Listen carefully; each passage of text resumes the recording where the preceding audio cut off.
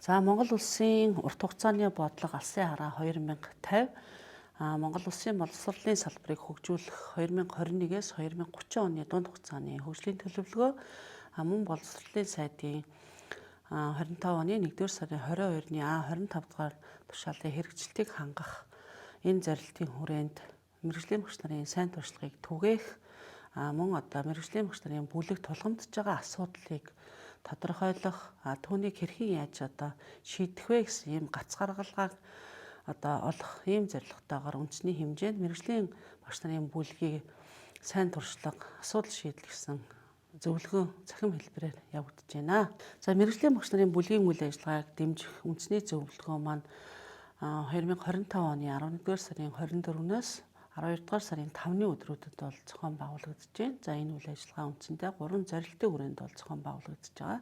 Нэгдүгээр зорилт маань үндэсний хэмжээнд мэргэжлийн багш нарын сайн туршлагыг бол илрүүлэх багш платформ дээр байршуулж багш нарыг судлуулахын ажил явагдаж байна. Хоёрдугаарт нь мэргэжлийн бүлгийн багш нарын бүлгээр ажиллахад тулгамдж байгаа асуудлуудыг нээн илрүүлэх түүний гарцаар гаргалгааг бол олох. Гуравдугаарт нь тулгамдж байгаа асуудал шийдлийг үндэсний хэмжээнд хэрхэн яаж ямар арга зүйтэйгээр ажиллах вэ гэсэн юм зөвлөмжийг боловсруулж байгаагаараа энэ удаагийн цахим зөвлөгөөний онцлог бол оршиж байна.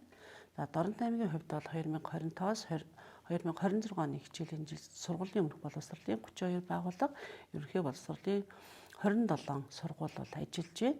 За энэ зөвлөгөөнд бол манай сургуулиуд маш сайн идэвхтэй оролцож байгаа. За зөвлөгөө маань ерөнхийдөө бас 3 ийм үе шаттай явагдаж байгаа. Нэгдүгээрт нь мэргэжлийн бүлгийн үйл ажиллагаа манай сургууль, манай цэцэрлэгт мэргэжлийн багш нарын бүлгийн үйл ажиллагаа манай аймагт үндэсний хэмжээнд гэсэн ийм зохион байгуулалтын хувьд бол 3 түвшинд бол зохион байгуулагдсан.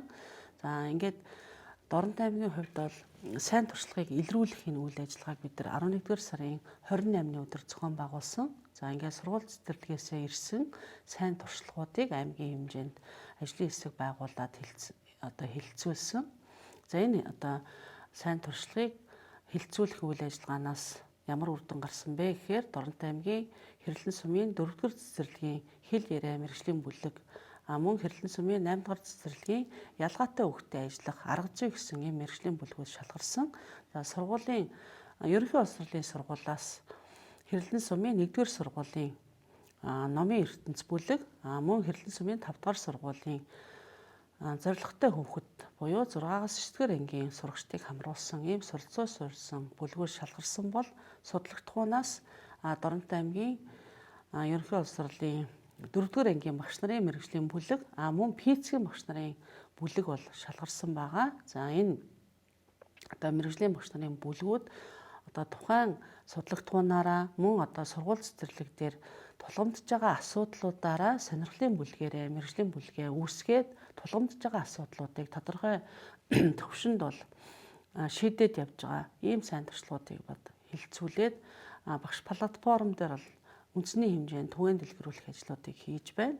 За мөн энэ зөвлөгөөний дараагийн үйл ажиллагаа болох тулгамдж байгаа асуудал шийдэл гэсэн ийм хэлэлцүүлгийг ерөнхий боловсролын сургуулийн 900 багш, сургуулийн өмнөх боловсролын 281 багшийн хүрээнд бол хэлэлцүүлсэн. Мөн удирдах ажилтнуудыг бол оролцуулан хэлэлцүүлсэн байгаа. За энэ хэлэлцүүлгээс ямар үр дүнгууд гарсан бэ гэхээр Дорнот аймгийн боловсролын газарт сургууль цэцэрлэгээс ирсэн тулгамдсан асуудлуудыг нэгтгэн дүгнэхэд бол энэ хичээлийн жилд бол сургуулийн өмнөх боловсрол маань шинэ хөтөлбөрөөр бол хичээлж байна. За энэ шинэ хөтөлбөрөөр сургалтын үйл ажиллагааны нэгдсэн ном гарын авлага зөвлөмж нь бол ирээгүй байна. Энэ бол асуудал болж байна. Хоёрдугаарт нь хүүхдийн хөгжлийн агцыг үнэлэх энэ асуудал бас шийдэгдээгүй.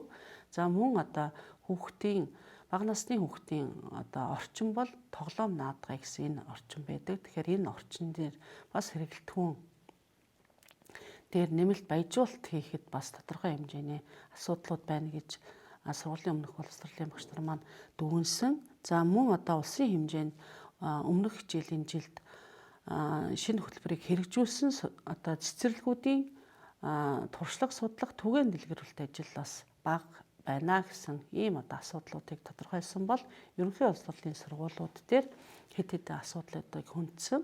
За ерөнхийдөө манай аймгийн хувьд бол судлагдхууны хувьд 22 судлагдхуун ерөнхий улс хурлын сургууль дээр суралцсан суурьсан 44 бүлэг бол ажиллаж байгаа. Сургуулийн өмнөх боловсрол дээр судлагдхууны 9 суралцсан суурьсан 42 бүлгүүд ажиллаж байгаа.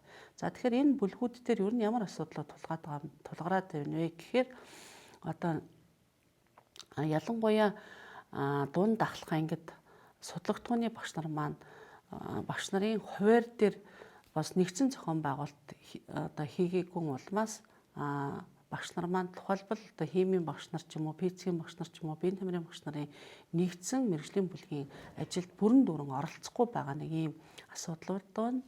Хоёрдугаарт нь тухайн одоо судлагдхуунаараа эсвэл тухайн цэцэрлэг сургууль дээр яг ямар тулгамдаад байгаа асуудал байна вэ? Тэр асуудлаа эрэлт хэрэгцээгээ бас зөв тодорхойлж чадахгүй байгаа дараагийн нэг асуудал байна. За дараагийн нэг асуудал нь одоо мэргэжлийн бүлгээр ажиллаж байгаа одоо ахлагч нарын урамшууллын тогтолцоо байхгүй байна.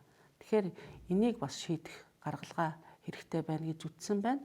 За дараагийн одоо тулгамдж байгаа нэг асуудал бол ихтэй сургуулиудтай одоо хамтарч ажиллах мэргэжлийн багш нарын бүлгийн хамтын ажиллагаа сул байна. За мөн одоо эцсийн бүлэгт хэлэхэд мэргэжлийн багш нарын одоо ажиллах аргачлал 2022 онд боловсролын ерөнхий газраас гаргасан боловч одоо нэгдсэн наривчилсан ийм зөвлөмж зөвлөгөө хэрэгтэй байна гэсэн ийм асуудлуудыг гаргасан. За тэгэхээр энэ зөвлөгөөний гол зорилго бол энэ тулгамдаад байгаа асуудлын дагуу нэгдсэн зөвлөмж бол гаргахад бол оршиж байгаа учраас бид тулгамдаад байгаа асуудлыг одоо шийдсэн зөвлөмж гарна байхаа гэдэгт итгэлтэй байна.